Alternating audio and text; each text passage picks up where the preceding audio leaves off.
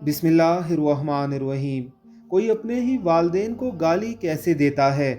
रसूलुल्लाह सल्लल्लाहु अलैहि वसल्लम ने फरमाया, सबसे बड़ा गुनाह ये है कि कोई शख्स अपने वालिदैन को गाली दे।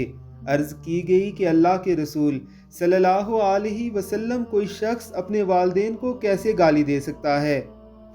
आप सल्लल्लाहु अलैहि वसल्लम ने फरमाया, यूं कि आदमी किसी के वालिद को गाली दे तो जवाबन उसके वालिद को गाली दी जाएगी, और अगर वो किसी की वालदा को बुरा भला कहेगा तो जवाबन उसकी माँ को गाली दी जाएगी।